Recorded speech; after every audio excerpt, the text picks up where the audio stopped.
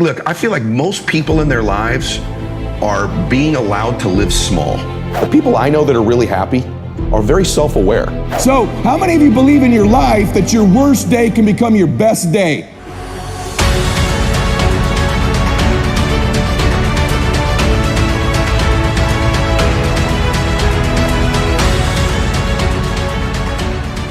I feel like most people in their lives are being allowed to live small.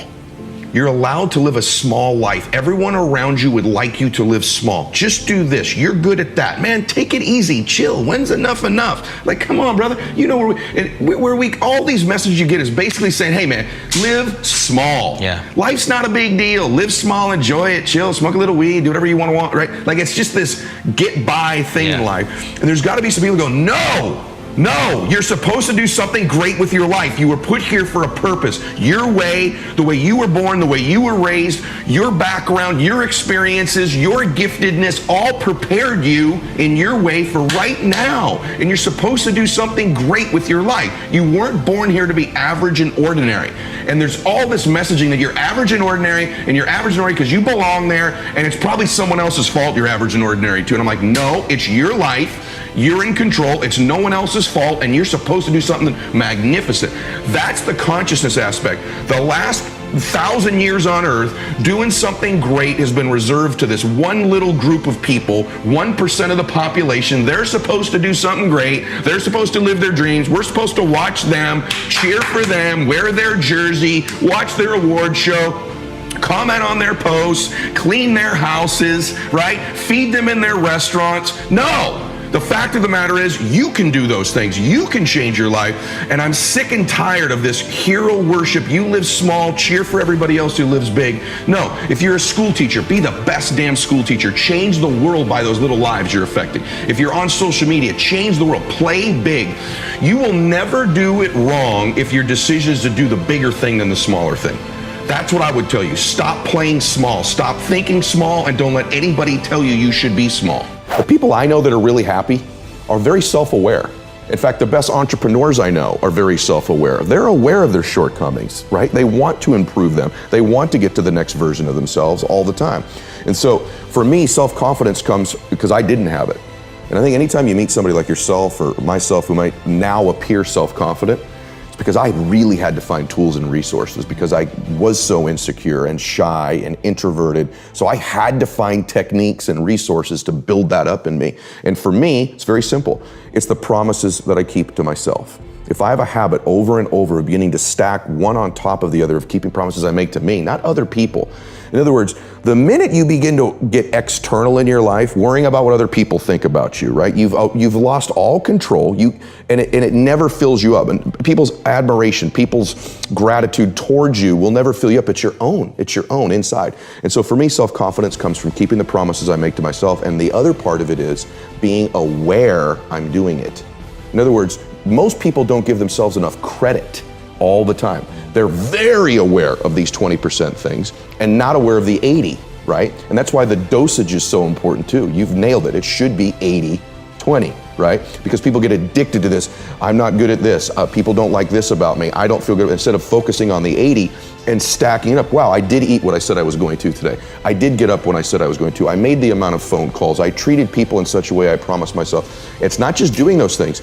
It's rewarding it. It's being aware of it and stacking that up. So, how many of you believe in your life that your worst day can become your best day if you turn it around? I happen to believe that. That honestly, in a lot of books you read, there's a seed of every adversity, there's a seed of greatness. You've all heard that before, right? But it's actually true. If you were to go back in your life, some of the greatest trials and tribulations, difficulties you've gone through have ended up producing the most beautiful things in your life. Is that true? Yes? Everything in your life happens for you, not to you. I'm just a huge believer in that. And so my baseball dream ended. I had an injury, probably gave me a premature end to a career that would have ended anyways in hindsight, because I played with enough great players that I kind of know there was a gap in just God-given ability level, not work ethic, but I think to be the greatest, there has to be some proclivity for it and work ethic, right?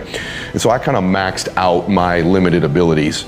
And so when I got released, I ended up moving back home with my parents. I couldn't find a job. I was depressed. I spent about a year at my parents' house. just broke in every way, financially, spiritually, mentally, physically. I remember my dad came home, my dad had just got sober, and my dad said to me, hey, I met this guy at a meeting, I got you a job. You get your ass down there tomorrow morning at 6 a.m. Getting out of this house and getting a job. And I'm like, okay, I have a college degree.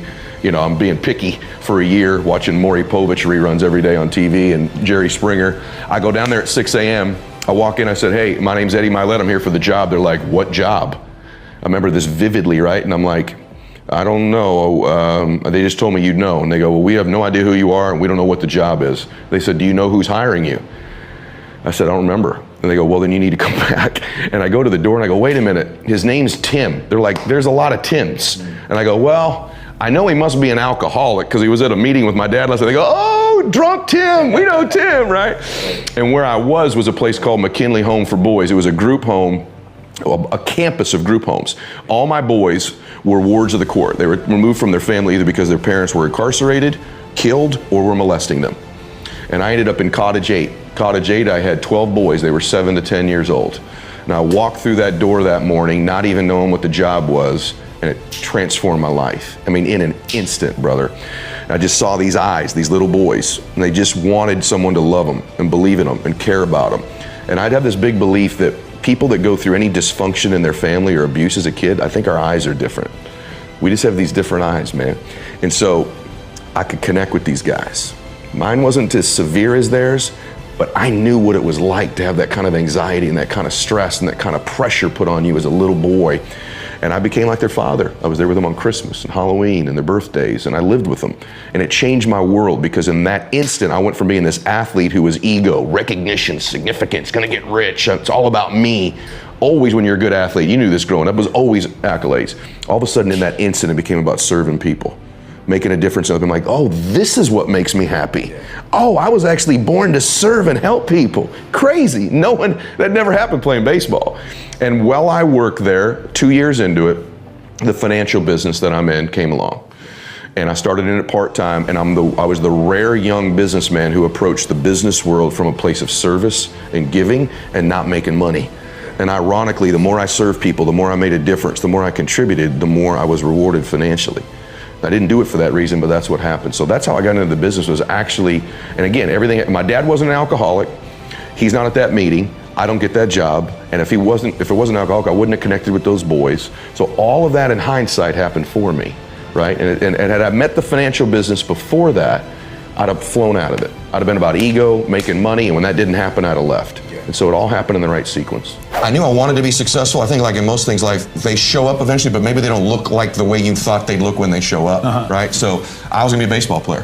From the time I was a little boy, I was gonna be a Major League Baseball player. Like how young? Oh, 4 or 5 years old, talking about that, knowing players, studying it, telling people I was gonna be one. Looking a certain way. Trying to be athletic, I'm a little dude naturally, trying to build my body up and build myself up. Little dude. Well, I am. I mean, but I got little wrists, and I don't do Pilates, but like you do. But I do work out. But anyway, and the Pilates looks good on you. You look younger than I do, brother. So, but anyway, I did grow up wanting to be somebody, and then I got a mentor when I was really young. Hall of Fame baseball player named Rod Carew, who most of you out there would probably know, grabbed me when I was a young man and started pouring belief into me. How young was that? I was probably 9. Okay. He grabbed me, started pouring belief into me. Why did he saw me you? at a baseball camp, saw that I was a little guy, saw that I had some potential. I kind of swung like him and batted like him. And so I spent the better part of my youth being mentored and coached one-on-one by a Hall of Fame baseball player. And he didn't just pour baseball tools into me, he poured belief. You're going to be somebody someday. You're going to do something great. So I had someone in my ear I respected believing in me from when I was young. I think that helped me. Hey guys, thanks for sticking around. If you'd like more, click the videos right here. They're exactly what you need to see next. And if you're new here, hit subscribe and become a part of the Max Out community. And tell me what you think about the videos in the comments below. I read all of them every week, and I select winners that get all kinds of prizes, gear, coaching calls with me. Make a comment.